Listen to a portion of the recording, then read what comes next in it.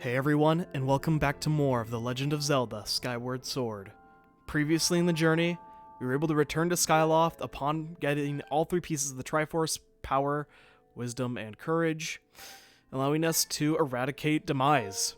We were able to free Zelda of her imprisonment back there in that seal. Unfortunately though, the looming threat of Girahim, even though that should have been the end of things, he returned, took Zelda, went into the Gate of Time, and that in of itself revealed to us that unfortunately, even though we were able to get rid of Demise in this timeline, and in the future, he still exists back in the past, meaning that there is still a threat at hand. This time, we are going to be chasing them down, getting Zelda back, and finally finishing this journey of ours that we've been on for so long. As I just mentioned, and as you can tell from the thumbnail, this is in fact the end of the game. We're going to be finishing the journey today.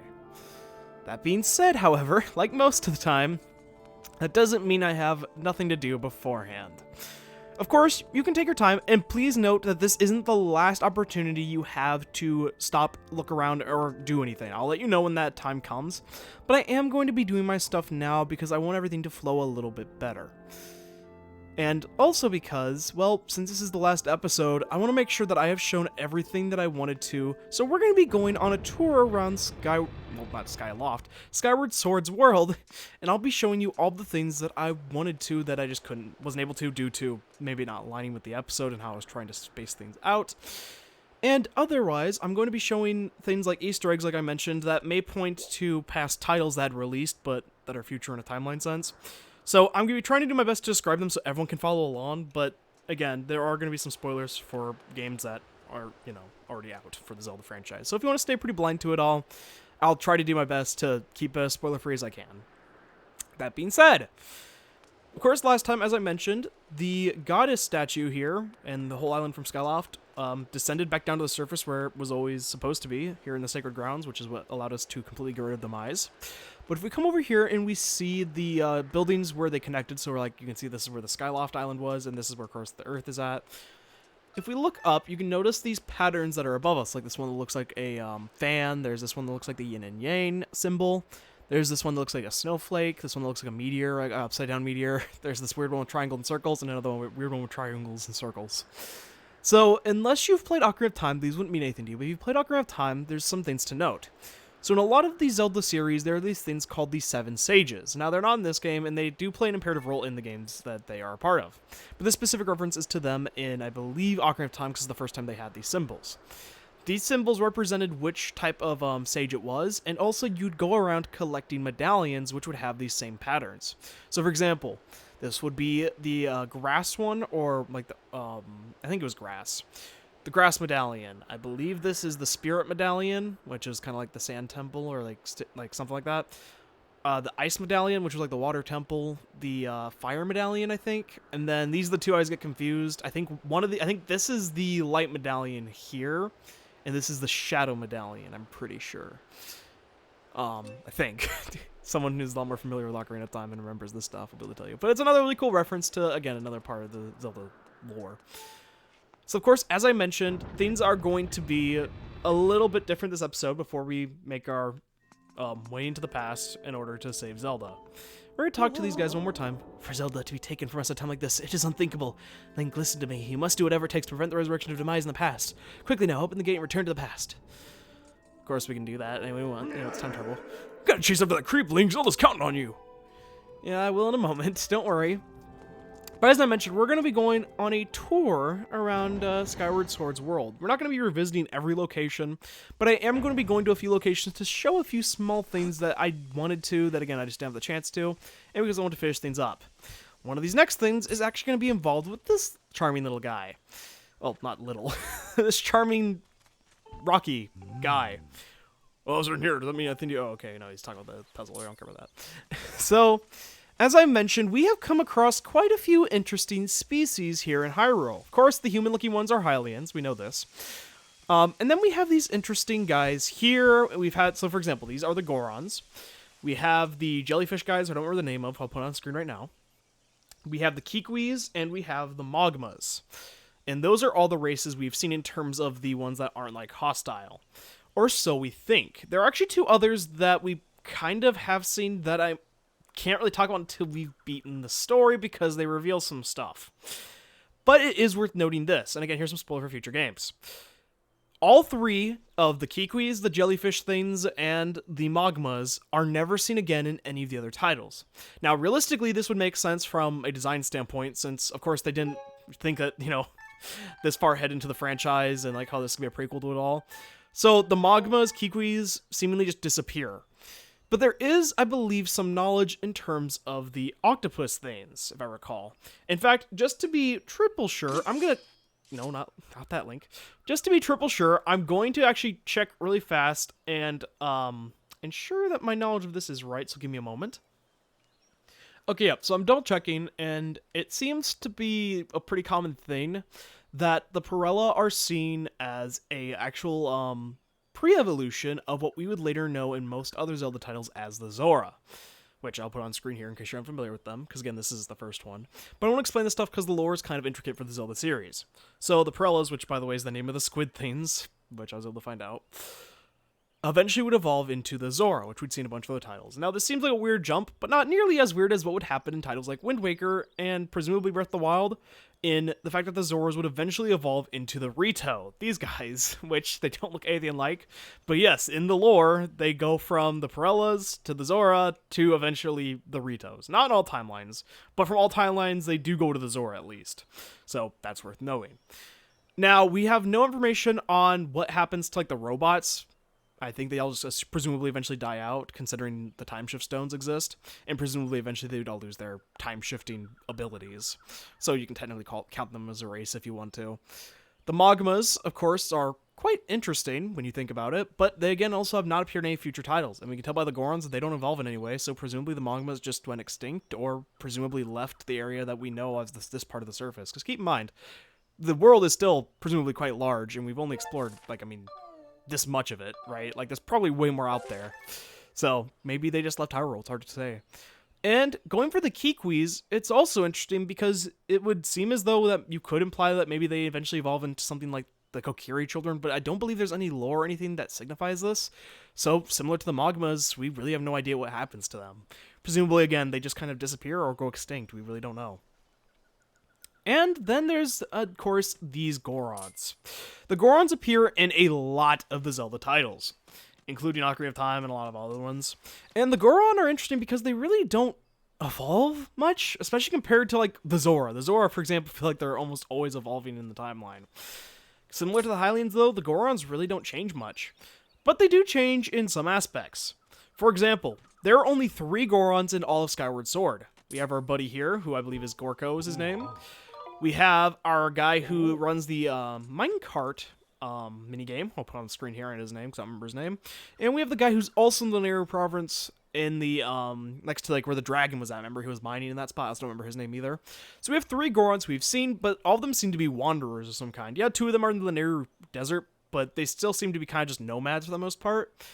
It wasn't until later titles where it seems like the Goron would settle down into a place kind of like where the Elden region's at, because we see them a lot near lava, which we learn is because the Goron biology, in fact, means that they actually eat rocks. These guys eat rocks. That's their sustenance. So it would make sense that eventually they'd find a place to settle down. But right now, they're just kind of a nomadic tribe that just seemingly exists. It's kind of interesting. There is still some stuff to talk about in terms of the races of Hyrule. As I mentioned, or what would eventually become Hyrule, I should say. As I mentioned, the Hylians don't really change much either, and we can eventually assume that, of course, we make our way back down to the surface, especially considering now, a lot of them are going to eventually find out that there's the thing called the surface. And as you're going to see, the lore definitely implies it. And I'll mention this once we're watching the credits a lot more, and I'll try to explain, tie this stuff back in. But there is one more character in terms of evolution I want to talk about in terms of ones we can talk to right now. But last thing I'm going to really mention is the dragons. We also don't see the dragons in any of the future titles, which considering there's only 3 of them, maybe they just aren't they're kind of more omnipresent beings, and maybe they can't really procreate, and so there's some weird thing there where they're more spiritual entities. I really don't know. Though there are dragons that appear in future titles like Breath of the Wild, and I believe some of them even share the same name, but they don't look anything alike, so it could be evolution. It could just be something random we really don't know, but it is, again, some interesting stuff to think about. Our buddy Groose. As I mentioned, he is one of my favorite characters in Skyward Sword from his progression standpoint, his character design standpoint, his music. I love almost everything about this guy. But there's something really interesting that he has to offer comparatively to us. I mentioned already the Zora and the Gorons. And while there usually is the Kokiri, of course, we really have no sign of them yet, which is kind of interesting, but we also don't see anything like the Great Deku Tree in this game. The Great Deku Tree being the guardian of that race in future games. So, presumably, maybe they just weren't really discovered yet, or they just didn't exist. We really don't know. But there is some other race that I haven't mentioned yet, that being the Gerudo. If you're familiar with Zelda lore, I don't need to explain this, but I will now. The Gerudo are essentially another humanoid race, a lot more similar to the Hylians. They essentially look just like humans. They are, however, a little bit different. They have a bit more tan skin, they generally have yellow eyes, and they always have red hair. Like a certain fella in front of us. He has, if you notice, a bit more tan skin, not super tan. He has those yellow eyes, and he has the red hair.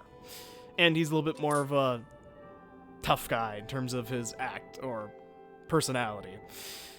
This is something that is very consistent throughout these other franchises with all of the Gerudo. They're almost always like this. There is a popular belief, though again this hasn't been confirmed, but considering the design choices of giving him the yellow eyes, and that's something we don't really see with any of the characters. He's the only character with red hair in this game, and his slightly darker skin. Gerudo's almost, Gerudo is almost definitely, in my mind anyway, the precursor to what eventually become the Gerudo.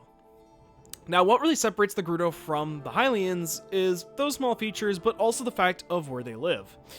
Hylians will eventually come to inhabit a place called Hyrule, which is where almost all the Zelda games take place. However, the Gerudo don't really live right in the heart of Hyrule. They kind of have their own little area, that being the Gerudo Desert. They live, presumably, where the Lanayru Desert is now, somewhere over there. And this sort of conjunction between them and how they don't really see eye to eye, it's definitely a lot of lore to undertake, and if you're interested, I recommend checking out some videos. I may even link one or two of my personal favorites talking about the lore of Zelda in the description in case you're curious, because again, I really think that keeping up with this stuff is really cool, because the Zelda lore is way more in-depth than some people would realize. So it's almost definite that Gerudo is the start of it. Of course, the only other thing really note with the Gerudo is that for some reason, they only ever give birth to females, except for every 100 years they give birth to a male, which gets into more depth of some lore we're going to learn by the end of this journey. But again, I'll get to that when it actually really matters. Again, there's still one or two more things about races of Hyrule I'm going to talk about, but I'm going to wait until after the credits, or during the credits, to fully talk about them, because there is some things of note about that. Now, while I make my way back up to the sky, because that's the next place I'm going to go to, I'm going to talk about the next, talking point, that being, is this all just dream fodder? Me, saying, oh, this is a theory about this and that. No and yes. Usually it's yes and no, but it's no and yes, because there have been multiple books like the Zelda Encyclopedia that have shown timelines, that have shown connections to things. The lore of Zelda is genuinely really thought out really well. Surprisingly well. And while they hide a lot of it, they also want to make sure that us as players are aware that they do care about how this timeline works and how the things affect each other in terms of a sequence of events. For example, the map of the, surface is very similar to what we'll see in a lot of the 3D, almost all of the 3D Zelda games, except for Wind Waker. That being that east is almost always a forest area, kind of like here in the Deep and Faron Woods region. Up near the north, or northeast, is what you could call the volcano area, right? Or would eventually become things like the mountainous region. And then down near the southwest is where a desert lies. This is almost an exact replica for Ocarina of Time's map, which I'll put on screen right here. And a few other 3D Zelda games, such as Twilight Princess. And again, this would make sense from a timeline standpoint, since all of these take place pretty much in the same timeline. Now again, not every 3D Zelda game follows this exactly, since not all of them have the same map. For example, Wind Waker is almost all about being in water, so of course it's not going to look the same as this, right? Majora's Mask doesn't even take place in Hyrule, it takes place in Termina. But even things like Breath of the Wild follow this. For example, you can see here in Breath of the Wild's map, we have that forest area down the right with the Faron region. We have the Gerudo Desert down the bottom left. And then we have up near the top right, that volcano area. Again, it's those small things that you really may not think about, but if you actually look and are paying attention, those things actually fit together way better than you may have ever anticipated.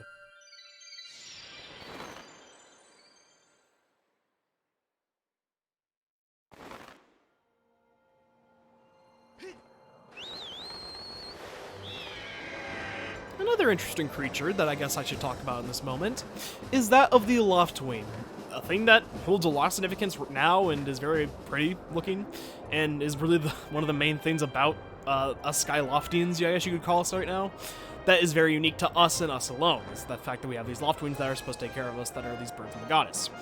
What happens to them? Especially considering the humans will eventually turn to the surface, and we know that the birds really don't seem, or the Loftwings don't really seem to go to the surface too often.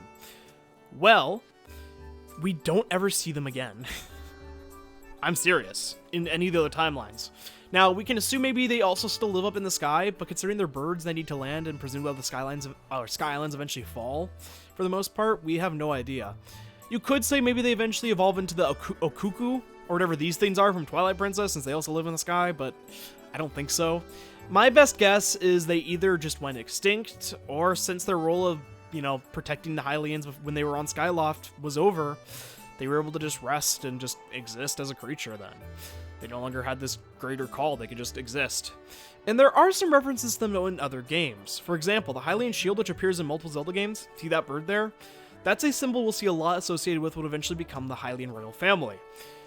But what is the bird exactly? Well, it's a Loftwing, or at least that's what I like to think it is. I really like to assume that that's what the shield represents, and the bird is the Loftwing, the thing that originally started the whole thing. Now again, they wouldn't have probably thought this from a design standpoint, I'm guessing way back in the day, but again, it's cool to see how it connects now. Now if we return to Skyloft, I'm gonna be honest, it feels so weird not having the goddess statue island here. I mean, look at how empty it feels, it's just so weird. But I want to come back here, actually, for this man in particular, Gapora. It's happened, Link, the goddess and her isle have vanished from Skyloft. The truth is... No need to explain, Link. When all catastrophes are overcome, only then will the goddess make her return to the surface. These are the last of the secret words passed down here in Skyloft. It is only now that I realize the significance of them, yes. Their meaning is clear to me. This must mean it's all over, and my Zelda, she's safe at last? I'm sorry, she's still in danger. And whatever other surprises fate might have in store for you, I'm sure you will triumph. We're counting on you after all. Just stay focused on the task at hand. Put all your strength into it, and you can't go wrong.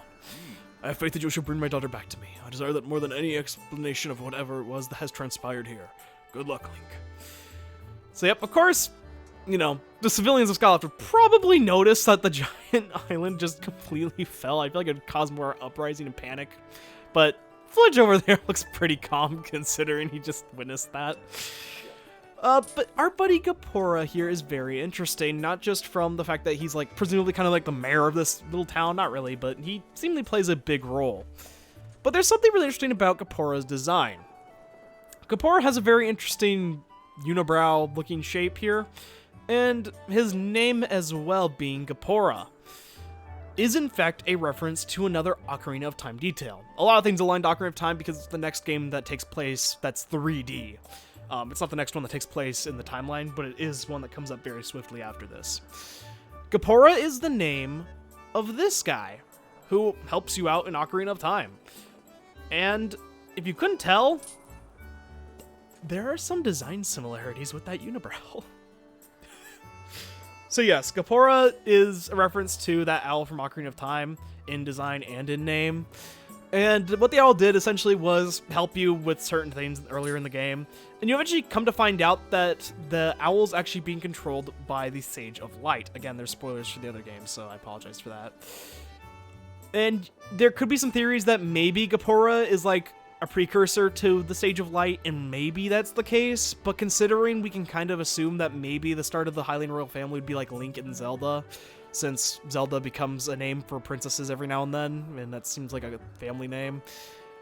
Presumably that's the case, then it wouldn't really make much sense if that's true, but again, speculation aside, it straight up is a reference, is what I'm trying to say to Gapora. Next stop is not to buy anywhere. We've visited him so many times and I mentioned the reference to our friend Beetle, but while I'm working up there, I already mentioned, of course, the fact that Tingle has a reference in this game in Zelda's room. I already showed it off in a previous episode in a doll. Now, do I think there's any lore implications of it being like, oh, Tingle exists in a doll, even though he is not in any of the like areas of Skyloft yet? No, I just think it's a nice wink and a nod, if you will, to a character who's usually pretty significant in the games he appears in, but just isn't in this one. Of course, I mentioned, I think the first few times I talked to him, Beetle is a reoccurring name and figure. He looks almost the exact same in multiple tiles. Oh, wonderful. Oh, you are the wonderful boy who found my horn claws. Beetle, thank you. You can choose any single item here and I'll sell to you at half price. Yeah, you have nothing here. But Beetle's design is fairly consistent throughout the franchise. Also, yeah, here's what the thing looks like from that wall, in case you never saw it before. And also, the floor is kind of giving out there, which is concerning. But Beetle has appeared in multiple Zelda games. Wind Waker was, I believe, his first appearance or maybe it was a 2D Zelda, I don't know. But he's appeared in Wind Waker, and he's appeared more prominently in Breath of the Wild and Tears of the Kingdom, which is probably where a lot more modern fans of the game franchise know him from. And he's always a shopkeeper. He's always named Beetle. And again, I don't think there's any lore significance to that. I think it's just kind of like how a lot of people are named Zelda in the franchise, and a lot of people are named Link. It's just kind of one of those things that I think is to make the characters seem more reoccurring. So, for example, the version of Link you're seeing now in the version of Zelda, we never see again in terms of the main titles. This is the last we'll see of them. But they are still related to future versions of Zelda, but not Link, which is weird. Again, I'll kind of mention this whenever we get to the next Zelda game, which I'm not even going to talk about that, because who knows when that's going to happen, right? But that being said, that is pretty much everything I want to talk about in Skyloft in terms of the lore implications, because even though there's a lot of people, there really isn't a ton of references in them. Specifically, again, we can assume that they all eventually go to inhabit the surface and eventually help populate what would eventually become Hyrule and stuff, but there is no character up here outside of Gapora who really has anything that is outstanding in terms of their lore, or it seems like they're a reoccurring character. Coming back to the Bazaar is not actually any lore significance or anything of the sort. We're going to be making final preparations really quick while we're here in Skyloft, so I don't have to worry about this later. First things first, Beatrice, the final time I'm going to have you be in here. You can take the large quiver, and again, I will be having my LCD move this stuff around later, but I'll wait till the end, and the bomb bag. Neither of these things are going to be particularly useful in this final battle and in this final stretch of the game. There's no reason to really have these two, so why even bother? The quiver could be useful, but I don't think we're going to need it, so I'm just going to leave that where it's at. Now, of course, we have 2 free slots, so our options are pretty much, do we want to have 2 empty bottles, or do we want an empty bottle and the potion medal? Now, for those who want a reminder, the potion medal is the thing that lets you, makes potions last longer, their effects. Of course, I want to keep the 2 life medals and the Hylian shield. Those aren't going anywhere. Same with the heart potion plus and at least 1 fairy bottle. I would recommend having at least 1 of the fairy bottles just in case something goes awry, but I'm really not thinking we're going to need 2. So I could empty it. That being said, we're going to take at least 1 empty bottle, so we can have 3. Unfortunately, our options from there are we either take 1 more empty bottle, so we have a bunch of different potion options, or we have the potion medal. And I personally, also, I don't know what it is with the storage room, but it makes the motion controls were way worse in here. I'm going to be taking the potion medal. Again, you could take the extra bottle if you want. I'm going to actually put one of these fairy bottles back in exchange, well, I can't talk, sorry, for the empty bottle, because I'd rather actually have something else. Again, I only really feel like I'll need the 1 fairy, and hopefully all will go well and I won't even need that, so we'll see though. But this is the layout I'm going to be going with. Again, we're going to actually get potions and things to put in those empty bottles in a moment, but first things first, I need to correct the motion controls because it is so wonky. I'm going to actually finish and see if that lets me like reset the motion controls in a bit of a manner that makes sense. I don't know why they're so bad in here. In the, yeah, that's way better. I don't know what that's about. Maybe I shouldn't press the Y button while I'm here. Anyway, once again, and for the final time in this playthrough, I'm going to be speeding up me correcting this for my OCD, just to, you know, I'll play along one more time with it. I'll see you guys in just a moment.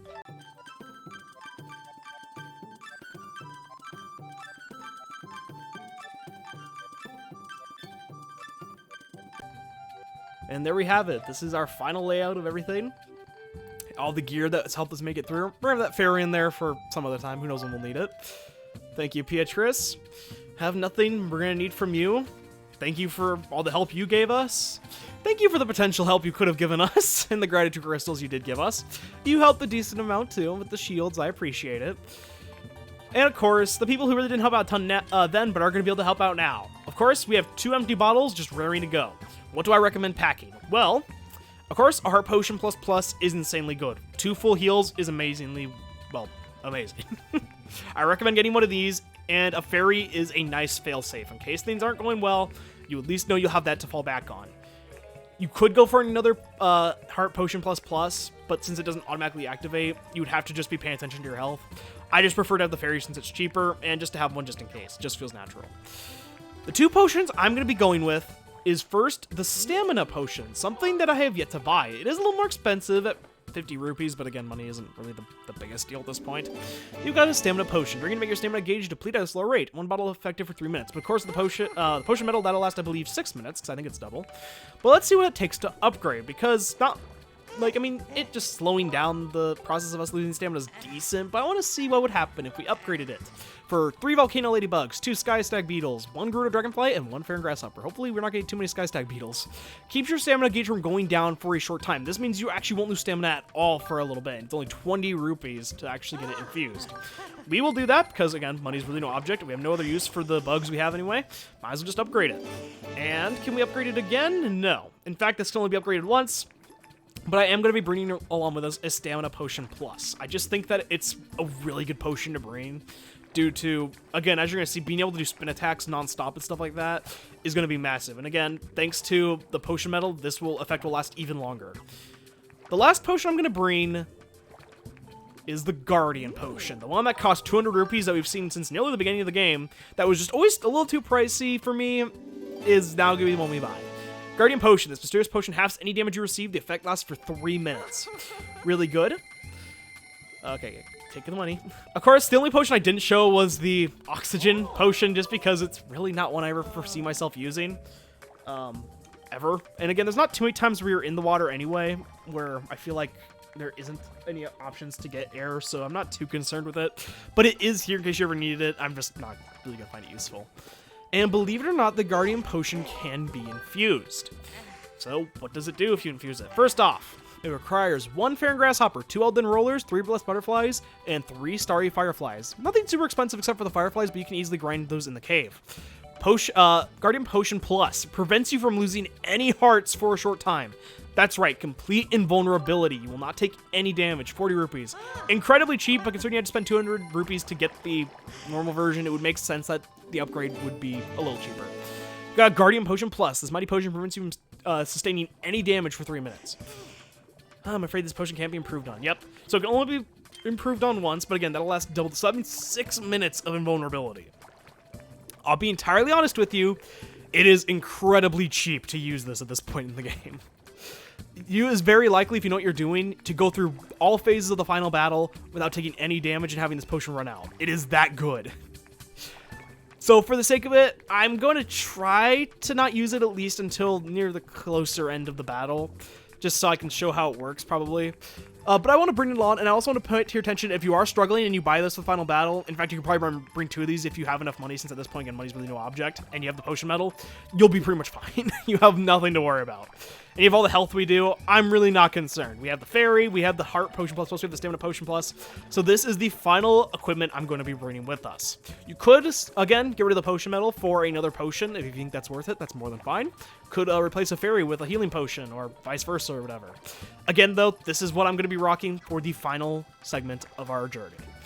Let's get out of here. The bazaar's been really nice to us, and it really wouldn't have been the same journey without it. Actually, one of my favorite parts of Skyward Sword is going to the bazaar every time and getting all these cool upgrades. More people! Are you guys shocked about the thing just being gone? Hey, mister, did you know the goddess is gone? Do you think she got mad and left because I never listened to my mom and dad? Yes, kid, it's all your fault. The world's ending because of you. It's unbelievable. The goddess statue's gone. Somebody please explain what's going on here in Skyloft. Yeah, I mean, the repercussions of a literal, only part of the, what they think is, the world just disappearing and descending below the clouds is probably terrifying, because they wouldn't know if, they're next or whatever. Do you have any thoughts about it? Hey, oh, he does. Hey, Link, the hell, the goddess vanished. What's going on? Oh, so you know everything, huh, Link? Must have something to do with fighting Zelda. I get it. I'm done being surprised by this stuff. You just make sure you find Zelda, okay?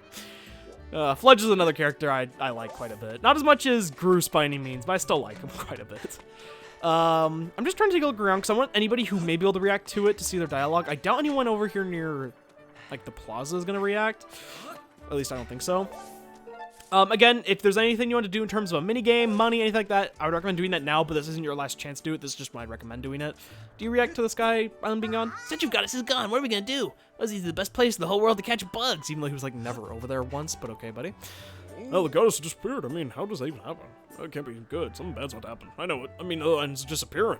Yeah, I mean, I feel like there'd be more mass hysteria than just theories like this, but again, I guess it's a good thing they aren't. What do you have to say? Oh, Link, thanks for all your help. Okay. Do you have anything to say about the goddess statue being gone? Oh, there you go. Oh, the goddess vanished, Link. I never talked to her, I think, after helping her with the bird. And it was such a great resting spot for the birds. Okay, that's your biggest worry. I guess that's fine. Now, something I'm going to talk about, because this was actually something that I did know about, but I forgot where he appeared at. And I'm going to be right back to show this to you. I'll see you guys in just a moment. So I'm not going to lie. I forgot where this person I was looking for was at. For some reason, I thought that it was the lumpy pumpkin. Also, sorry, I moved the mic there for a moment. It's kind of in the way when I was trying to look at something. I thought that the lumpy pumpkin was where this person would go, but I actually ended up caving and looking it up. Again, this proves that I am not perfect by any means, in case you needed some reason to, you know, have proof that I'm not perfect. There's even more of it. Our buddy Betro. One of the major side quests, if not the major side quest of the game, of course, turned back into a human, and he said that he wanted to integrate with society. Well, if we go back to his house, because, again, this is still his home, let's see what he has to say to us, especially considering, you know, being a human and all. Hey, Betro, how you doing? Oh, thank you so much, and I can finally walk the street of Skulls without fear. Yeah, screams. Cool. So it seemingly he doesn't have anything to say, but I believed that Betro could be found outside of his house after you had completely made him a human.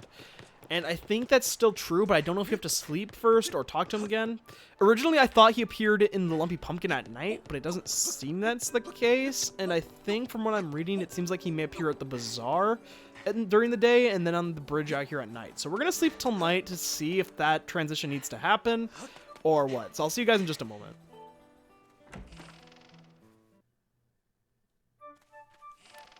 So I actually decided to make a day first because I wanted to see if this is true first, actually, which I know is exact opposite of what I said I was going to do. But it's mostly because if he doesn't appear here during the day, then I don't know if he will appear at night. But again, I'm just gonna check. So I'm assuming he'll appear at like the pub area to the left of us if he's in here. Because I don't think he would just be... Yep, there he is. Okay, so I guess you have to either talk to him once they're asleep. I'm not sure which one it is, since I did both. But now he's in here. Oh, good day, Link. I simply can't thank you enough for all your help. I'm overjoyed. For so long, I've wondered what it would be like to casually stroll through the bazaar, and here I am and look around. The best part is nobody's screaming in horror. Again, I'd recommend maybe trying to get a haircut or something. Been hearing a weird rumor. Apparently, a knife followed people hearing a woman saw me. Okay, you guys are still talking about this? Okay, whatever.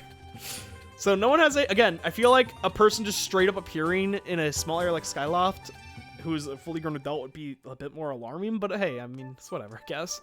So yep, I guess it is, again, shows how much I know. I could have sworn it was the bazaar he appeared at night, but nope, he appears in the bazaar upon giving him the granite crystals and either sleeping or talking to him again. I really don't really know which. If any of you know for a fact, please do let me know. Because again, being able to help inform people of this stuff, even if it's pointless, I think is just entertaining. Once again, I'm going to sleep till nighttime, and then I'm going to see where he appears at night. So I'll see you guys in just a moment. Pretty much right outside of where we slept. And again, these guys aren't hostile anymore, and no more monsters will appear at night. It's a lot more peaceful. Good evening, Link. I thought I'd take a refreshing stroll around town, and to my surprise, there's not a monster to be seen. You don't suppose that disappearance had something to do with me becoming a human, do you? Could be. Goodness, I suppose you are right. There's no denying that when I was a demon, I must have radiated a fiendish power into my surroundings. Now that I'm human, it seems that most unpleasant aura has completely faded from this place like an odious aroma in the wind. And goodness me, I couldn't be more elated. Now everyone can finally live in peace, and it's all thanks to you. So, oh, hello there. So, despite not being something... Again, Link's little smile when he's picking it up. Despite being something that you really wouldn't have to do by any means, because again, you've gotten all the rewards in Betrayal, seeing him actually living as a human, the thing he wanted to do all this time, is kind of a cool thing that they decided to implement. Again, it's one of those small features that help with the world building of Zelda, and Zelda's world building is one of my favorite things about it.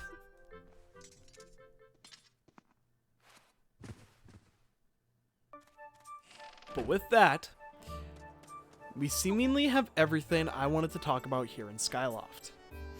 I've talked about all the characters I went to who are here in Skyloft. I've talked about the map.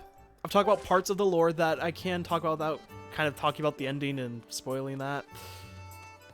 So I think it's time for us, with one last goodbye to Skyloft, to head out. And we'll go to the surface one more time. It's time for us to head back. I could go to the Nair region and again show like the robots and stuff, but there's nothing I feel like I need to show there that would be apparent to really talk about. So again, I have no reason to really go there. We're going to be heading back to the Farron region, and despite that being a bit of a long detour, I hope it was semi-enjoyable to have me talk about all this stuff. And again, during the credits, I'll talk a little bit more about the stuff I can't really talk about now. But there is one last thing I can talk about before we continue. There is one more character who I did not mention, who theoretically should appear in almost every Zelda game from now on. And should have been there essentially ever since the first time the Master made an appearance. And she's talking right now. Fi. Lover or hater, Fi is a character who is very important to the Zelda series. She is essentially the whole reason that Link made it as far as he did, because, I mean, you know, in terms of lore, Link didn't really know what he was doing. The surface was this whole new place, and she helped out a lot throughout that journey. But maybe not for you as the player, but for Link in the lore, it helped a lot. And I personally do like Fi more than, like, Navi, for example. I think Fi at least has some character to be had. Of course, now we know that Fi is inhabiting the Goddess Sword, which would eventually be evolved into the Master Sword, which appears in a lot of Zelda games, not just 3D, 2D as well. And since Skyward Sword happens in every single Zelda game at some point, at least previously in the timeline, because this is before any timeline split shenanigans happens, this should mean that Fi should theoretically be in every single Zelda game. And she is, technically. Now, of course, again, similar to other parts of the Zelda franchise where it wouldn't make sense for them from a design standpoint to, oh, we knew that we're going to put a person in the Master Sword back in Ocarina of Time. Of course, it makes sense she's not talking in those to some degree. And you may think, oh, that's, you know, kind of weird that there's this little bit of, I mean, it makes sense, again, from a design standpoint, but it's kind of like, oh, that's unfortunate that, you know, it seems like the lore isn't fully accounted for due to that. But it actually kind of is, as they retconned this slightly. So, in every other Zelda game, we never hear from Fi. Except for one. Though we never get to see what she says, we definitely get to know her presence is there. In Breath of the Wild, of all titles. One of the plot points that wasn't that big, despite it seeming a lot more important to people like me who played Skyward Sword, is that Fi was talking through the Master Sword to Zelda. Now, this is weird because a few different reasons that I'll kind of get to later. But it's also weird because Link, of course, according to how Zelda talked and the way she mentioned the can you hear the voice in the Master Sword, and we know Zelda can hear it based on some of the last cutscenes where Fi presumably says that Link can still be saved. It's interesting, and it kind of makes it seem as though that Link can't hear Fi, which could be because it's only those who have the blood of the royal family could hear it, aka the original Link and Zelda. And again, not all Links are related, but it seems like all Zeldas are related to this Link and Zelda. I really don't know what it is, but it's interesting to see that maybe what it is that Fi has been there all along, but the hero can just never hear Fi, and Fi had no reason to talk before this. Again, not a perfect explanation, but considering, you know, they tried to retcon it and made some lore significance there, I think that's really cool, and more important than some people give credit for. With that, almost 40 minutes in today. I really apologize, but again, this is a lot of stuff I don't talk about. It's time. We're coming, Zelda.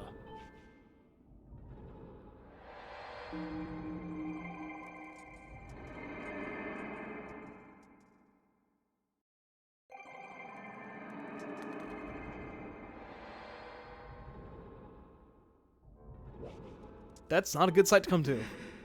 Link, it's Girahim. He appeared out of the hidden air and got the drop on me. Don't worry about me. You must chase after him.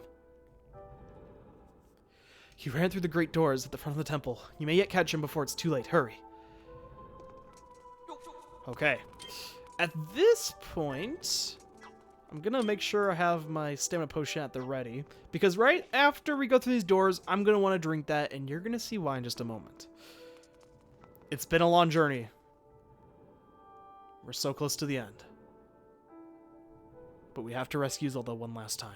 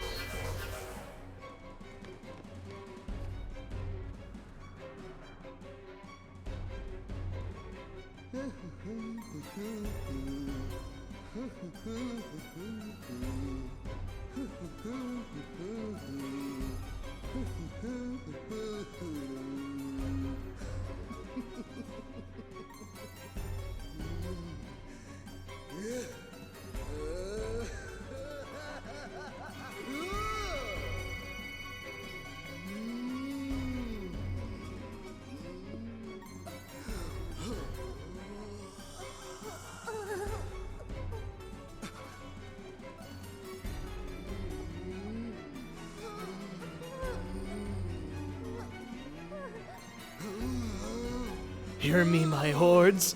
The spell is nearly complete. The Demon King returns. Until then, you will keep that whelp from interfering in my ritual. I don't care. If the whole lot of you get lodged at the end of his blade, you will buy me the time I need. Do not fear him. Fear my wrath if you fail me.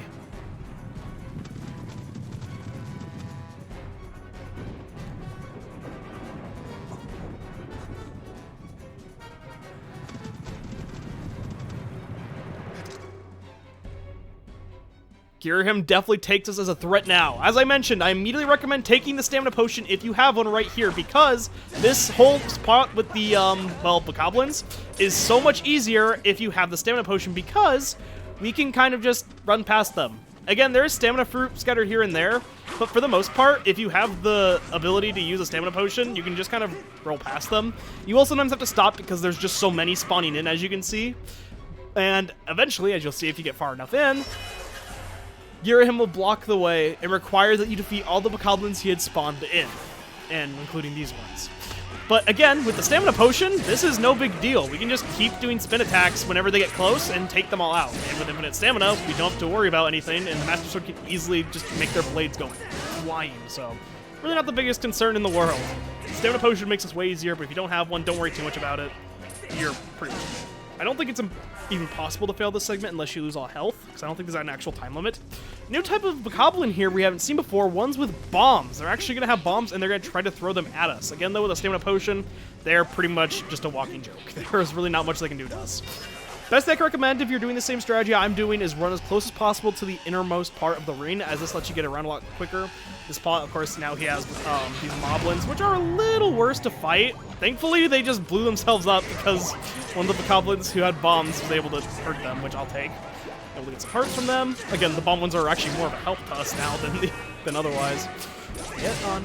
Get on. There you go. Also, I'd like this time to point out, the bottom left near the rupee count, you can see the potion that we have encountered. There's some arrow guys, by the way. That's how you can tell how much left you have of the potion effect, and that's how you can see what potion effects you have on.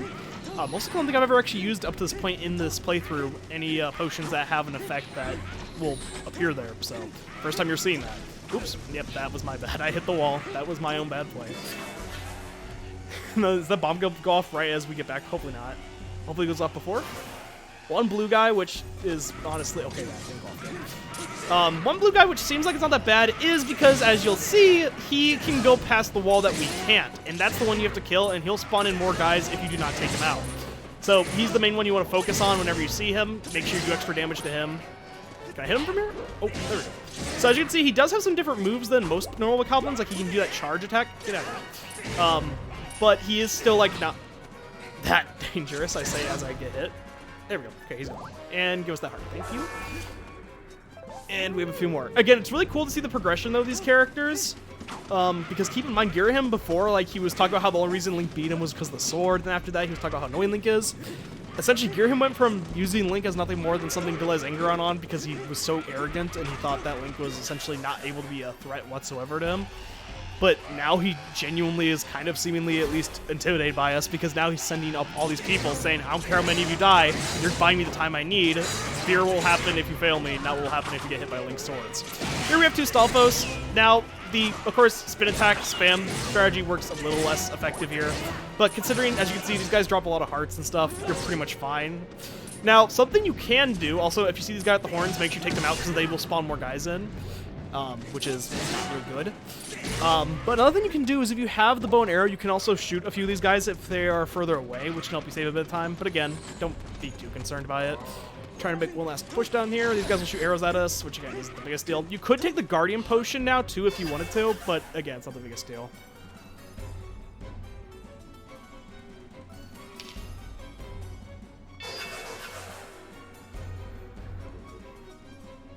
We're so close. Of course, this isn't going to stop us, especially with our Stamina Potion, though that is a lot of Bokoblins, admittedly. But again, with the Stamina Potion, and at this point, they're really no match for us. They're more so just things for us to swing our sword at.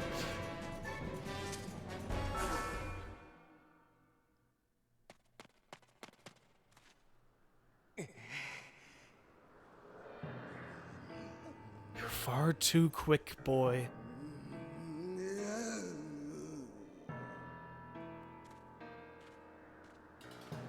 I realize a simple child like you knows nothing of magic, but spells like this take time and a steady hand. Can't you wait quietly like a good boy, You petulant brat. You've pushed me too far. I've waited my whole existence for this. This is my moment. You know what? Fine. If you're so intent on hurricane-tiered grave, I'll be happy to show you the way. This time there will be no heroic escape. I was a fool to toy with you and let you walk away with your life before, but I won't make that mistake again.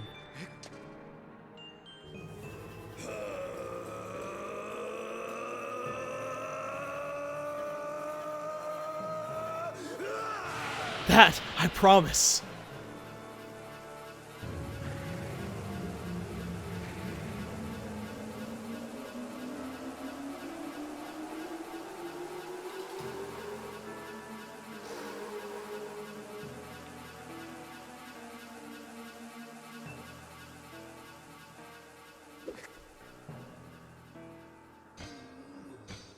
If only I'd put you in your place from the very beginning. Show a human a little mercy, and next thing you know, he thinks himself your equal.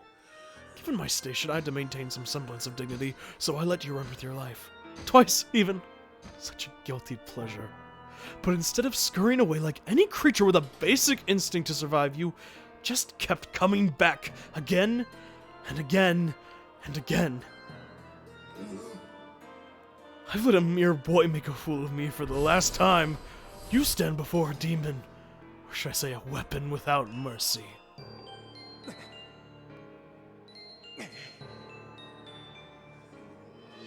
For you, boy, I've prepared a most appropriate and humiliating death. I even have a pet name for it. I call it the Endless Plunge. First, I'll take my time bludgeoning you, and when I grow bored of it, I'll drive you to the edge and deliver a last strike to send you falling to your doom. I'll delight in casting your body into this pit and snuffing out the flame of your life. Your broken body will serve as fine sustenance for the Demon King. We've pushed Demon King, the Demon Lord Girahim, to his fullest potential. This is his real form. And he's fast in head-to-head combat, but it seems like it doesn't really matter because he is made of metal. I can tell from these sounds. Thankfully, Girahim actually gave us a bit of an advantage here because he gave us the exact idea of what to do. Girahim's mostly just going to take the hits from us and counter every now and then, and what we have to do is push him to the edge, where as you can see there, we'll then push him off, and then we can do a finishing blow, dive down onto him, and do a bunch of damage. Again, with a Stamina Potion, this is way easier because you can just keep doing this over and over again. Now, every now and then he will do this, and if you see him doing this, it means he's going to try to hit the sword. Again, it's kind of like the reverse version of the sword counter, where again, you just don't hit those two hands, and otherwise you're pretty much fine. Jump down again. Again, that's really going to hurt because we also have gravity on our side. Girahim showing his true form like this may look familiar to somebody we know very well, and who's with us right now, actually. But we'll talk about that soon, and you even got a little glimpse of it, but we're going to get it, well, fully in a moment. This boss fight, despite it being easy the first phase, thanks to the stamina potion, oh, there we go. Yep, there was me getting shocked, which thankfully doesn't do any damage, but him countering immediately after can make you take damage, so you'll want to be careful. And then bam, and then bam. I believe you can switch it, so I'm just trying to be slow about it to ensure that he doesn't like instantly switch it up, because again, it's concerning. And then we jump down.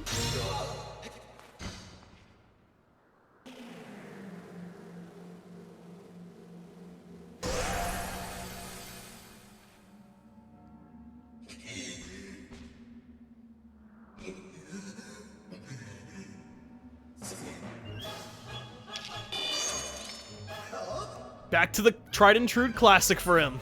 This time he again knows we're a little bit more of a threat. He's going to be using his sword. Similar to us though, it's no longer about playing games. He's actually not going to just straight up let us counter him. If you just try to hit, you'll see it's going to do nothing. What you'll want to do, get your shield out, and if you can counter him, go for stabs. Stabs are way more effective here because that's his weak spot, as you can see there. Slices aren't really going to do much. Every now and then he'll do something like that, which you cannot deflect with your sword, so you're just going to get out of the way. But there is something interesting you can do if you have your Skyward Strike at the ready, which isn't always easy. Unfortunately, I stopped right when I was going to show it. Again, thanks to the Hylian shield, I'm really not too concerned about missing any of these deflects, which is nice. So then I can just play safe about it and get a lot more stabs in. Okay, I'm going to see if I can get the Skyward Strike here. If you get Skyward Strike and match it, you can actually deflect it and completely stop him from doing more of those attacks. Again, there's nothing else you can do to counter it. It's just him getting essentially able to get free swings at you, but you're able to at least get him to stop doing it whenever you want by doing your own. Come on, stab. Thank you. My chair's making squeaking sounds. I apologize. Because I have to, for some reason, the thrust is always a move in a lot of the games that use semi-motion controls that's really annoying to do for some reason. Of course, more tried and true classics. Now he has his daggers back out, which he will now instead just kind of fleeing at you. You can still hit them back, but I'd recommend just kind of running out of the way because it's way, way harder to actually properly counter them, at least in my mind. Oop, missed that. It's fine. Again, Hylian Shield makes this way easier because then we can just be a lot more careful with it. Oh, just get out of the way here. And I can go for another Skyward Strike just to cancel him out from doing this because again, this just makes it way easier as then he'll stop a lot quicker. Unfortunately, he doesn't take any damage from it, but then at least he stops. Oop. Missed it again. Come on, buddy. I believe you can also hit him otherwise, even if you don't have a shield, but I don't remember how you do it, and I know it's a lot harder than actually going for the shield counter. Speaking of, I failed that. Nope. Again, it's a little bit of just whittling him down, but it's fine, as long as we're making progress. And really, his only attack that I'm really concerned about is, again, if I'm able to miss. But as long as I have my shield up, I'm not too concerned. Ready to give in yet? You wretched brat! That's a big sword, I'm gonna be honest. That's a claymore. A new phase we've never even seen before. He has this giant sword. If you get close, you'll see he'll start trying to block with it. What you can do, though, is whittle it down as soon as he does that. It's not really worth trying to counter it. What you'll want to do, as you can see there, is counter it by, well, whittling away at the sword. I got through that way faster because I already knew what I was doing. But essentially, he'll flip the sword around, and all you want to do is break it down by hitting that same sword repeatedly. Again, with the stamina potion, it's way easier than you think.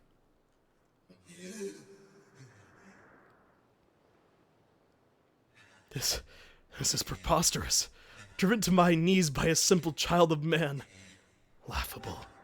No matter how many times we clash, I can't prevail. You think I can't defeat you? You think I can't win? Boy, what are you?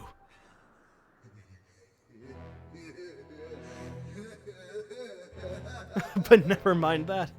Victory is still mine to savor. While we fought, the ritual I started continued. At last it's complete. The demon king shall devour the soul of the goddess and resurrect in his full glory.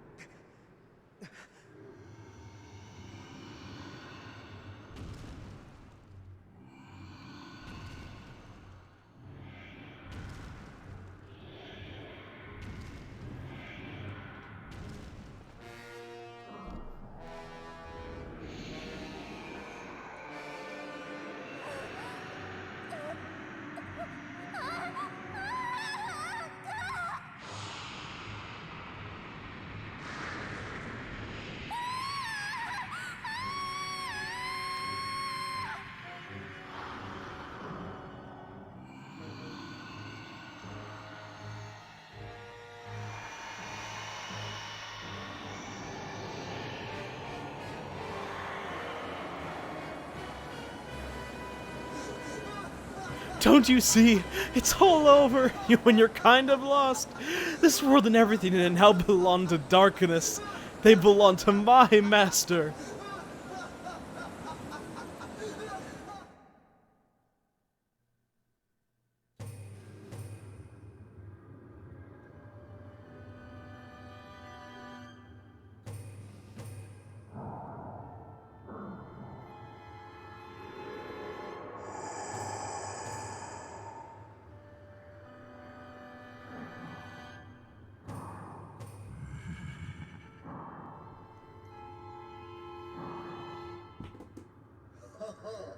Welcome back to us, Master.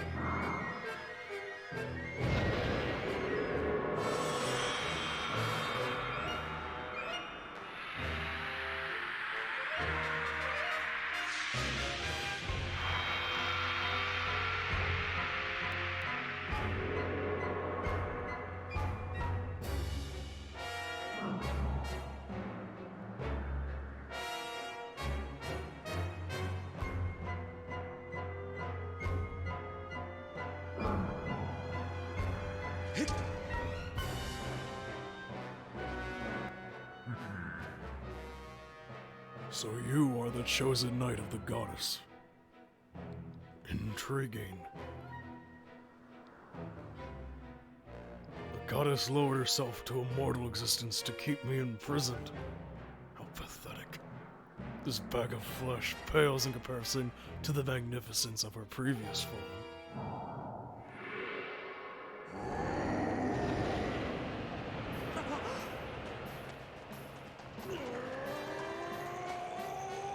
Don't worry, Link! Chris has got this!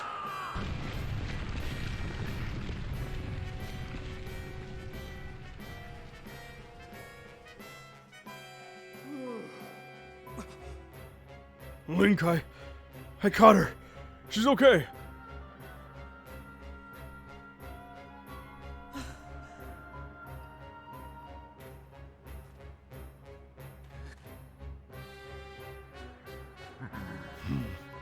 See when that other human would stand before Obliteration Day of the Goddess, would you?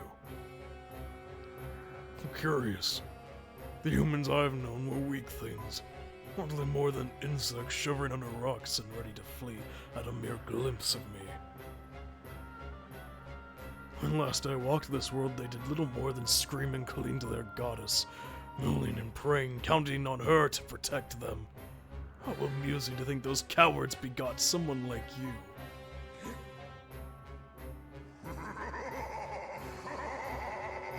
You grow more fascinating by the second, human. I never imagined I'd meet one of your kind who wished to stand against me in battle. Very well then.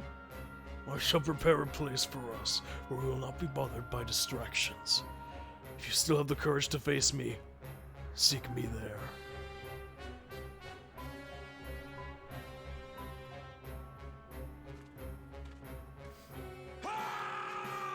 Link, it's all on you! Oh, and listen up!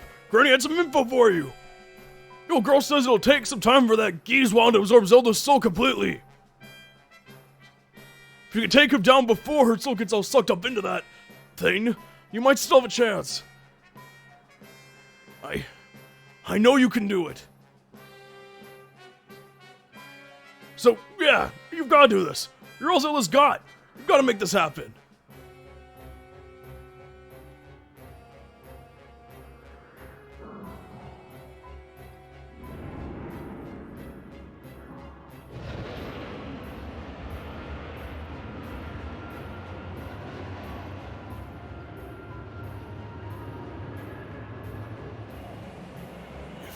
fear for your life. Do not follow me. You can spend what little time your world has left cowering and crying, as befits your kind. But if you truly desire to raise your blade against the world I would rebuild, come for me. I've waited eons to return. I can spare a few more moments to let you decide.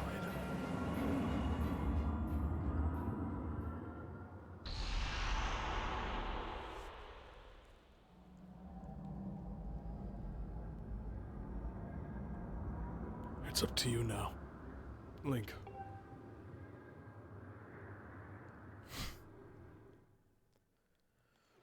I love Zelda as a franchise.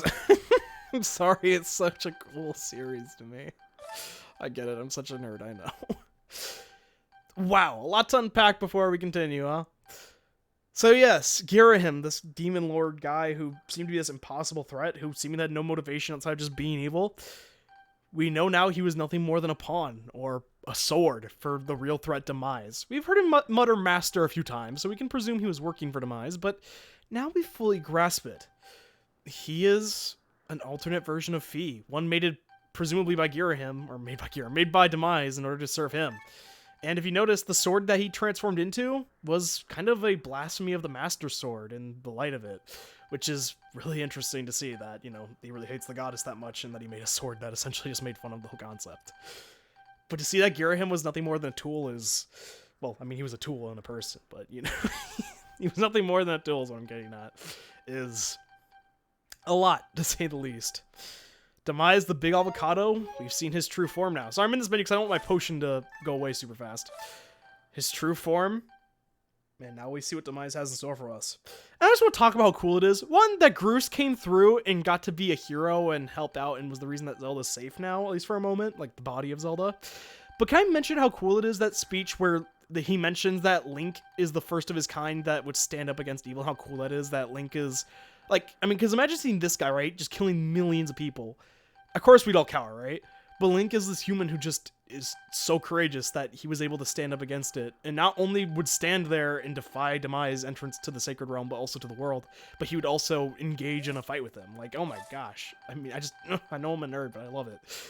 And then also that, but not only that, but the fact that he acknowledged Groose in that too, that Link and Groose are the two humans who would stand against him. The fact that Groose got piled in as a hero, like, it's so cool that the thing Groose always wanted to be, by trying to push Link out of it, he was able to be when he accepted himself as being something different than Link. He's not the same type of hero as Link, but he's still a hero. Without Groose, we would not be where we're at right now. It's just so cool to me. Anyway, that being said, I've caught up with the things I wanted to say. There is some more implications I'm going to talk about during the credits. I want this to be known, and I guess we're going to talk about this first. Master Link, I have important information for you.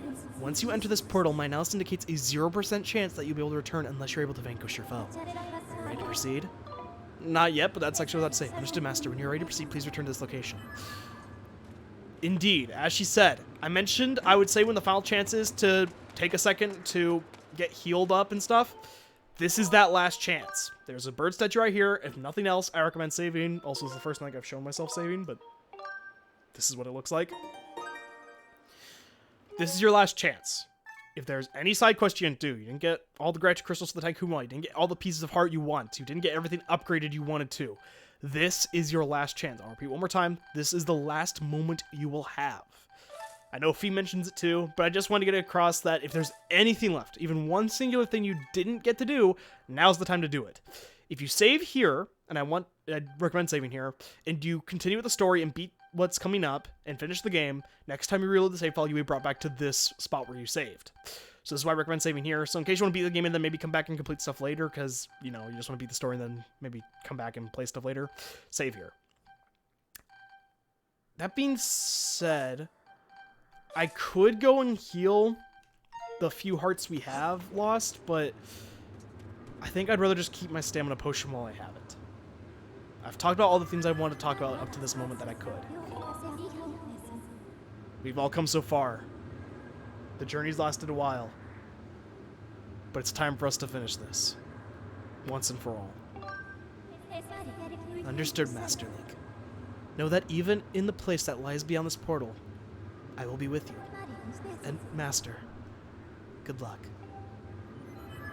Again, that gave me chills just now, like how cool it is to see Fee in this moment. She knows how insane this is, that she's my voice is even giving out, but she knows how insane this is, that she's wishing luck to Link, and I just love it.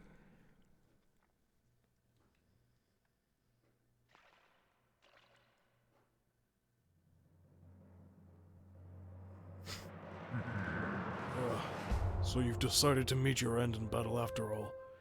It pleases me greatly to see such misplaced valor, human. Take a moment to appreciate your surroundings, for where we stand shall serve as your tomb for eternity.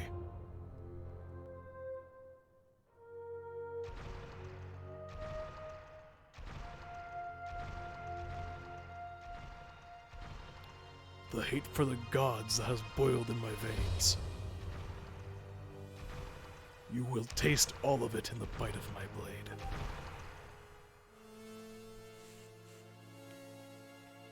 The only question left is how long will you manage to remain standing before I take your life?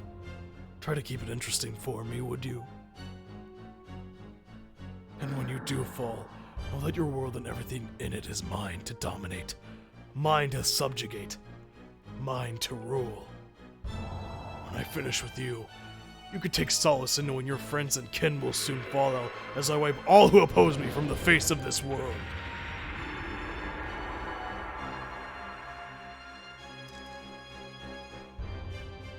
It won't be long now. At last, the almighty power I've sought for millennia. I will take the Triforce for my own. And the world shall be under my foot for eternity.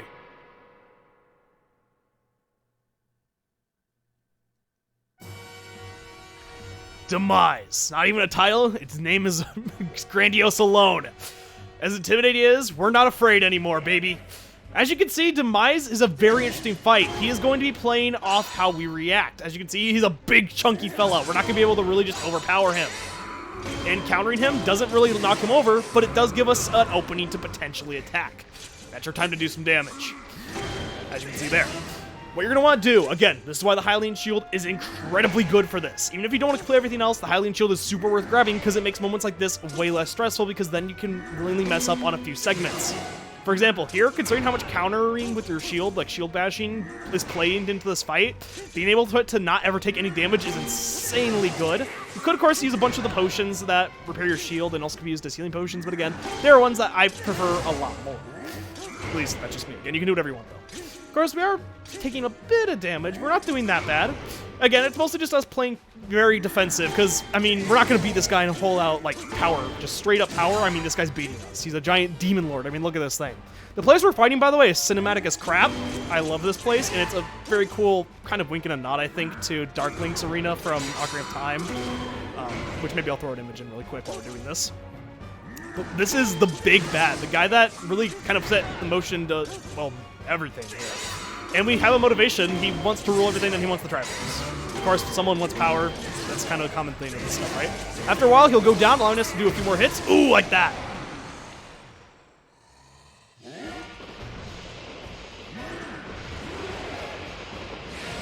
His sword is a blasphemy, and now he has his own blasphemous version of the Skyward Strike. You'll want to be careful because he can launch it like you would a Skyward Strike, and as you can see, that's what he's doing. Now, I'm going to pause the game for just a moment with this amazing soundtrack in the background, by the way. Oh, it's just so cool. I love Zelda. Anyway, sorry, I'm never getting over it. So, how this will work is he'll do, of course, that Skyward Strike, but there's something I want to show really quick, which is a little Easter egg in this game. It will ruin the immersion, so I apologize, and I'm not going to do it after I do it the first time just to show what it does. In a lot of the final bosses in Zelda, there's always been this funny tradition where, for some reason, during certain segments where there's a projectile, you can hit it back with something like an empty bottle, one of the most useless items in the game in terms of, you know, dealing damage. It's meant to be a support item to help you out. But we can use it to actually deflect things like the electric balls Ganon shoots back in Ocarina of Time and things like that. Skyward Sword has its own version of this, but not with the thing you'd think. It's not with the bottle, but instead, of all things, the bug net. So we're gonna wait for him to come up. We can get hit there to get the bug net out, and he decides to launch the projectile. And as long as we have this bug net out, also our potion's about to go away, but that's fine. I'm not really too concerned about stamina right now. I'm just trying to see if I can get him to use the projectile. Maybe I have to have my shield up. Okay, I'm concerned because he's not. I want him to shoot the projectile, buddy. Shoot the projectile. Shoot the projectile. Shoot it. Why are you not shooting it? Bro, come on. Is it because I'm... Oh, I didn't really want to actually counter you. There, I wasn't prepared for it that time. Okay. Let's see if he'll do it again. Come on. Okay. I'm going to wait for you to do your... Come on. Launch at me, and I'll do a backflip, get out of the way, and then hopefully you'll... Come on. Please. I just want to show it once. And then we can actually legitimately fight. And I can actually put up a fight. Come on. I'm trying to show the goofy thing. I'm tempted to use the Guardian Potion for this, but I don't think I really need it. Oh. Come on! Why is he not doing it? Oh my gosh. Please. Just launch yourself. Okay, do I need to... He knows. He knows I'm trying to do something. There we go. That. If you are... I didn't do it properly, though. If you're able to swipe with the bug net at the right time, you can deflect that back at him. Which is what I'm going to try to show at least once. Because it's kind of funny. Again, it's a nice little thing because it's something that appears in... It's a wink and a nod to the empty bottle thing from other titles. Come on.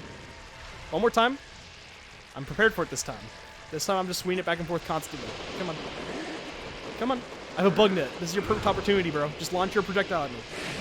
Because it's not like you know a bug net's going to do this. Come on. There's no way you know this. Come on, hurry up. There we go. There, like that. And it is a legitimate strategy because there's no actually other way to reflect the projectile back at him. I'm also actually using the healing potion here, just because I don't really feel like being that low on HP. Now, that's not the way the fight is intended to go. As I mentioned, there's no other way to normally deflect that. But it is something you can do if you know it exists, and it is a funny wink and a nod. I'm not going to be doing it, though, because as I mentioned, it ruins immersion. So, what you're going to want to do... Ooh. Oh, damn. I was trying to get my shield out, because something he'll do is I noticed if you go for a Skyward Strike, that's when he tends to go for stuff. But you'll notice, like that, you can... Hopefully he's going to... Oh, okay, get my shield out. You just got to play based on how he's playing is how you're going to have to react. If we can... Yep.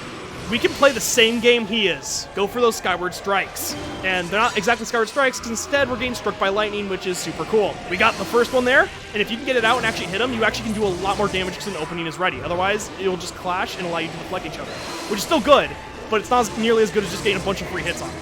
There we go. Gotta dive down. Not quite. Thankfully, he's nice enough to give us a second to at least get our sword out of the ground before he hits us away, because that could have been bad. I'm gonna play defensive here. I'm not gonna go for a Skyward Strike. I'm gonna wait for him to waste his. So I don't really want to waste any time here. The nice thing is, if it's not the projectile itself and it's just him swinging the blade, you can actually deflect with the Hylian shield because it's immune to electricity damage, which means you're pretty much fine. Can I? If I go for this, are you gonna launch? Hopefully. Yep, like that. That's what I was hoping for. Oh, dang it! I was hoping to do the spin attack so I can do some more damage. Not perfect, but it's fine. We're doing okay. Again, we still have a decent amount of HP stored up. As you can see, though, he hits like a truck, reasonably so. Oh, I thought he was just going to go for another swing. I think we're going to use the other swig of the potion. I'd rather just have it at this point. That's fine. 2 hearts of damage is not that bad. He's probably going to go for the launch as soon as I go for this. I don't care. Okay, there we go. So now we clashed. Again, this is the part that's annoying because you can be in a position like that where lightning just decides not to strike, and for him, it can give it to him like right away, which is just how luck works. But sometimes it can be the opposite, and you'll get a lightning strike you right away, but then he won't get it right away. There we go. We just want to play defensive, though, and play smart about it, because otherwise, then we should be able to counter him. Let's finish this off. Oh, not quite. Oh, getting beat down here. It's definitely a tough fight if you couldn't tell. You want to be on the move is your best advice. Again, that Guardian Potion is something we could use if I feel like we need it, but I believe in us, and I think we can do it.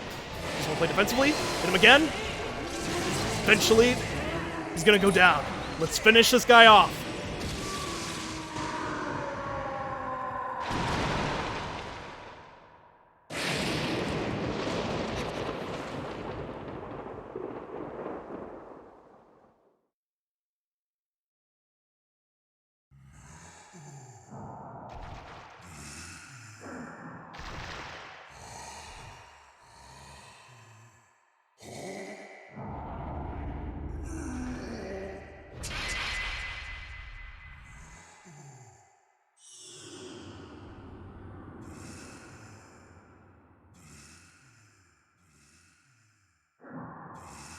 Extraordinary.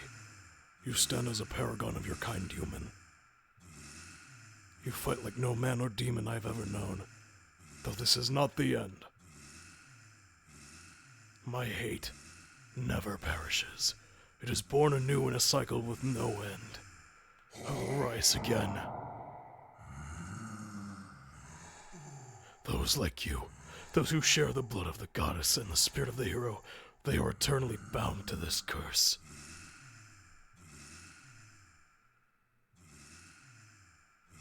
An incarnation of my hatred shall ever follow your kind, dooming them to wander a blood-soaked sea of darkness for all time.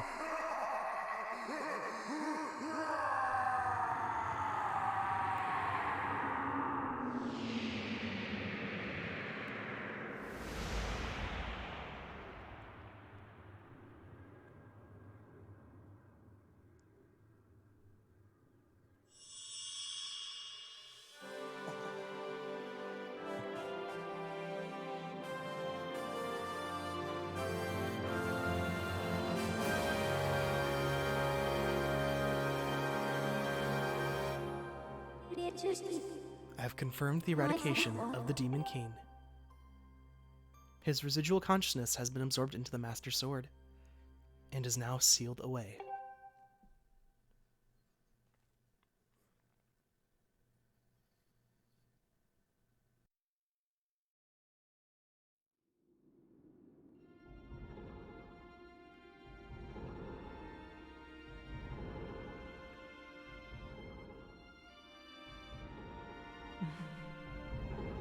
You've done well, Link.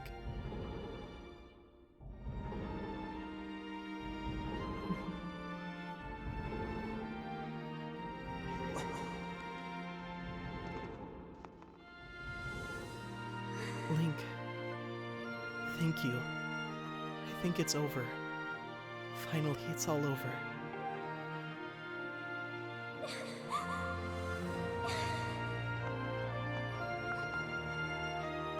Nice going, you two. You guys were totally amazing this little adventure I like to call the Legend of Groose.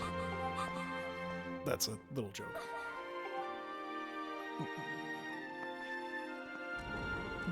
Joke or not, your contributions to our efforts were heroic. You have my thanks. Oh, well, you know, just glad I could make myself useful. I'm happy things turned out okay. Hey, so things look pretty sewn up here. What do you say, guys? Ready to head back to our own time? Granny was really worried about you, too? I don't want to keep the old girl in suspense too long.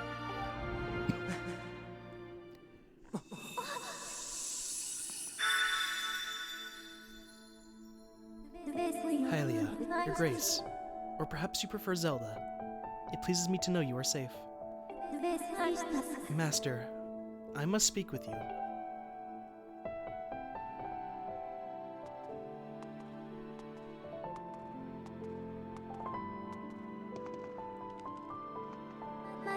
Master Link, you have successfully protected the goddess reborn and defeated Demise, fulfilling your role as the hero of legend. My purpose here is complete. Therefore, I ask you to dissolve our arrangement as master and servant. Drive the sword into the pedestal before you, and I'll return to the sword to enter a sleep without end. Master, you have achieved the purpose you were chosen to fulfill. Please set the sword on the pedestal to bring the goddess's mission to an end. Now, Master, it is time to conclude our necessary companionship.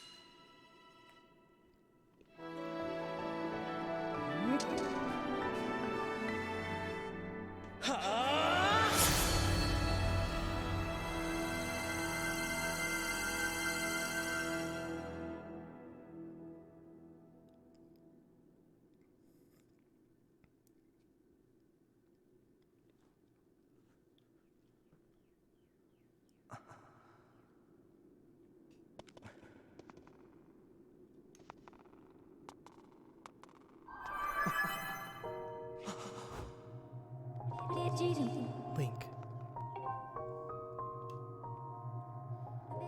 Link, hear me. My purpose was to obey the command of the goddess and lead you, the chosen hero of this land, on your quest. When I first awoke and began this task, I perceived it as merely serving my function as a servant to her grace. However, I have come to consider the information corresponding to our time together among the most precious data I have on record.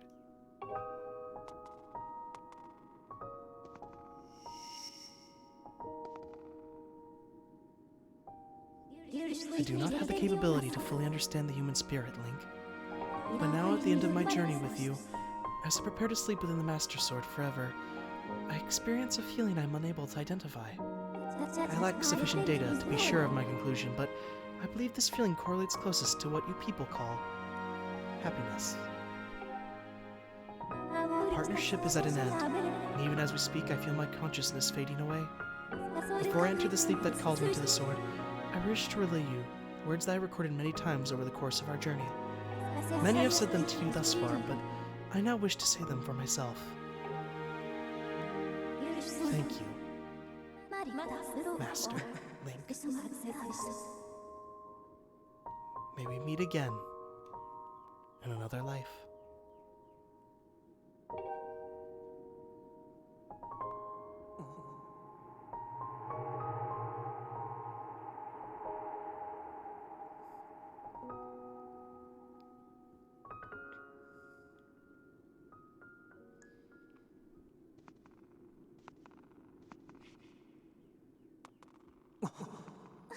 What? Impa, why? Come with us! Zelda, Your Grace, you possess the memories of the goddess. You must understand why that is not possible. I'm a being of this age. My place is here.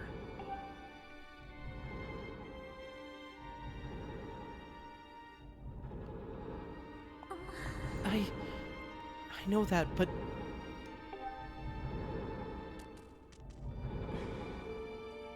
You must return to your own time. I'll take care of the gate once you pass through. I can't do that.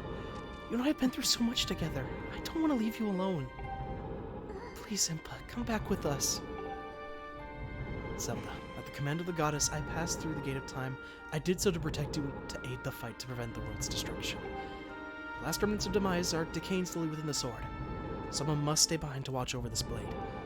His spirit must not reawaken. He must never be allowed to threaten the world again. This is the nature of the task given to my tribe. As a member of the Sheikah, the goddess's chosen guardians, I gladly welcome this duty.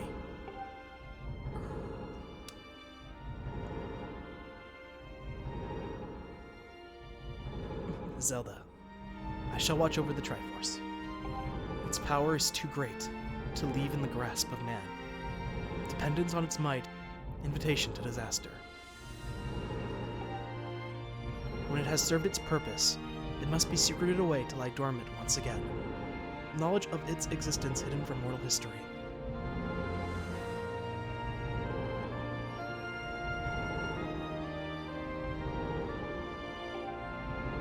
These are the words the goddess spoke to me long ago. I remember them well, as do you, I'm sure.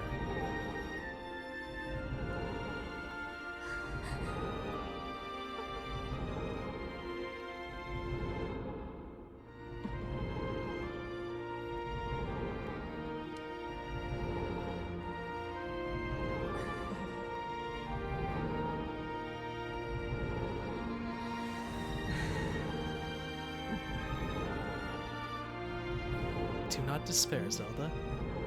You and I will surely meet again someday.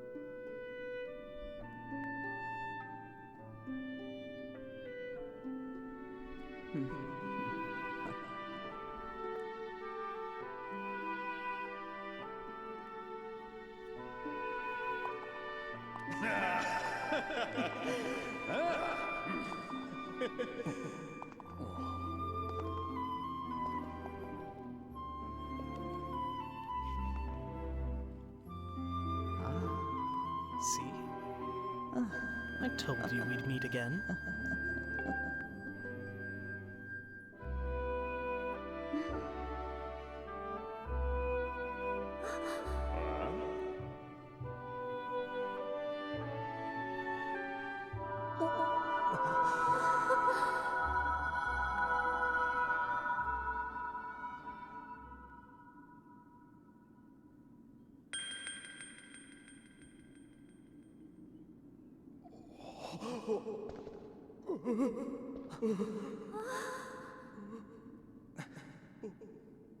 Impa, thank you. Thank you for everything.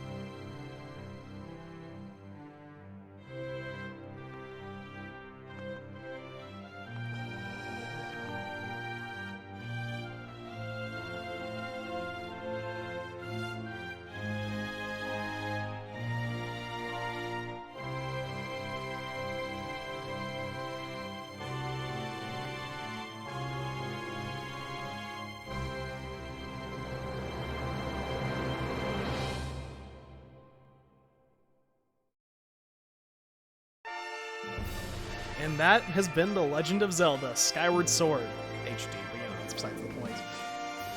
And man, a lot of things to unpack there at the end, huh? So, while the credits are rolling, and you get to see all the brilliant minds behind, well, the amazing game you just witnessed, because it's, again, a really good game, I'm going to talk about a few different things, but I also want to talk about some lore implications about the ending stuff that I said I would after some spoiler stuff happened. And I will be doing that.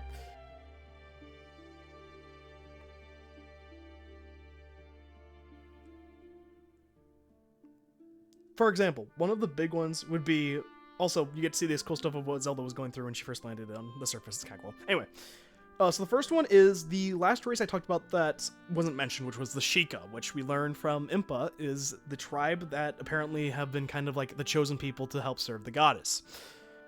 Impa is the last of their kind, seemingly, and eventually, as we saw there, she seemingly dies off, but we know the Sheikah appear in later games, so presumably there's more of them out there, and Chica's, or maybe Impa's the only one here? We don't really know.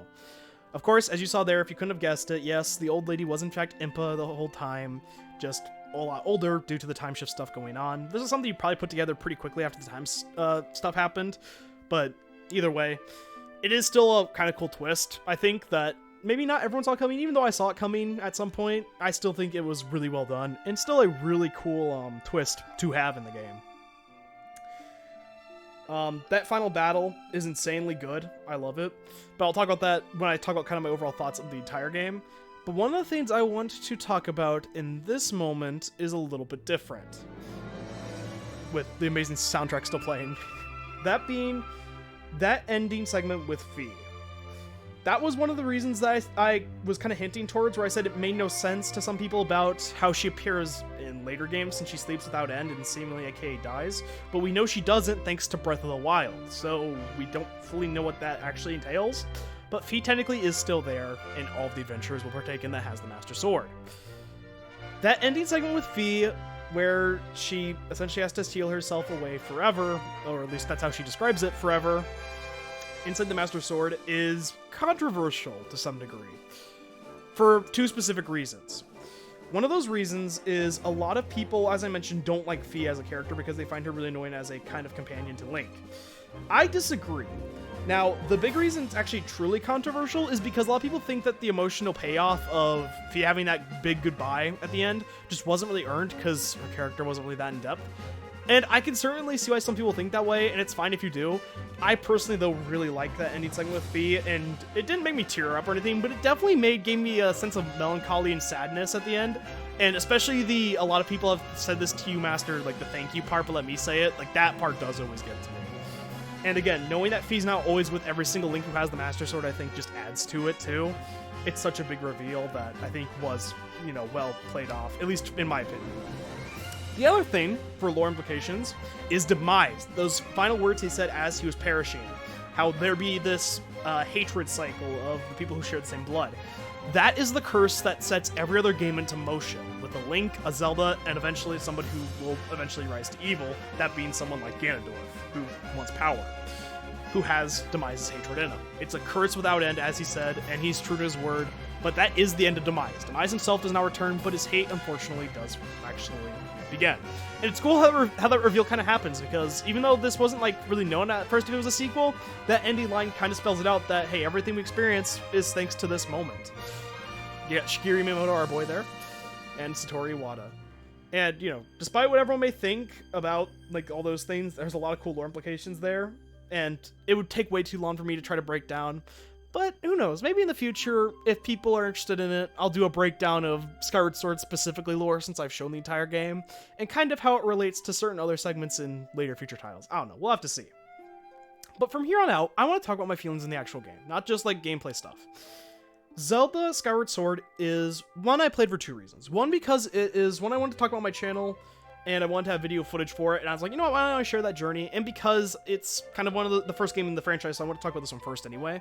But two, it's because Skyward Sword is the game I think that, from the 3D ones, that is tied for getting the most hate with Twilight Princess. I think these are the two that are the biggest black sheep of the rest, for two different reasons. I'm not going to mention Twilight Princesses, but Skyward Sword is often seen as just a gimmicky, not really super charming game to a lot of people.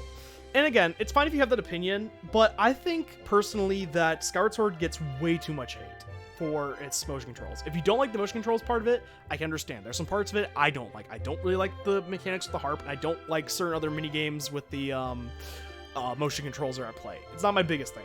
But I think it was also executed really smart ways with the bow and stuff, and I think it doesn't drag down the experience enough for me personally. But again, now with the HD version, you have those button controls you could use if you need them. So make sure you keep that in mind if you want to play it but don't really like the motion controls. Just get the HD version, which is what I've been playing anyway, and it looks better and runs better, so might as well, right? The story itself is amazing. I do love it. I understand why some people may not be as fond of it. As I mentioned, the slow beginning is kind of a drag down. And there's some parts with padding, like, again, reclimbing Eldon with having to escort the robot that I'm not a big fan of. And by the third visit, I'm kind of over it. I really wish they would just skip, honestly, the second visit through things. And while there is padding, and I will say that is a drawback that makes me not like it as much as I think I could, I still think it's such a good game that a lot of people just kind of write off due to its motion controls and weird past. But it is a really good game with a lot of really strong suits. I love the soundtrack that you're hearing right now, for example. The characters of Link and Zelda, this is some of my favorite versions of them in the franchise. Fee I like a lot. And of course, I love Groose and how he played such a monumental role in the entire game. There's so much to love about Skyward Sword. And I hope that in this entire playthrough, I was able to kind of share why I love this game and this franchise the way I do, and why I love Skyward Sword specifically, despite how many people may not like it. With that being said, I'm going to let the rest of the credits play out, but I want to be known, as always, thank you for watching, and I'll see you in the next adventure.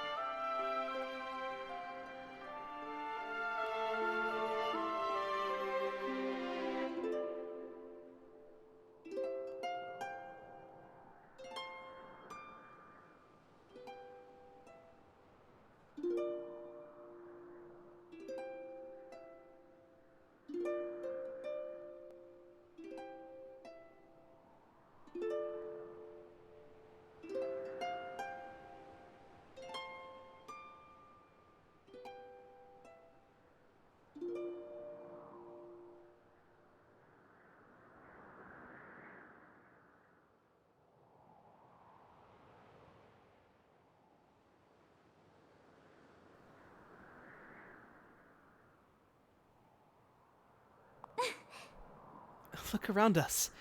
As a child, I always dreamed of a world below. I wanted to see the surface with my own eyes and feel the land's warm breeze on my skin. I think I want to live here. I always want to feel solid ground beneath my feet, see the clouds above my head, and watch over the Triforce. What about you, Link? What will you do now?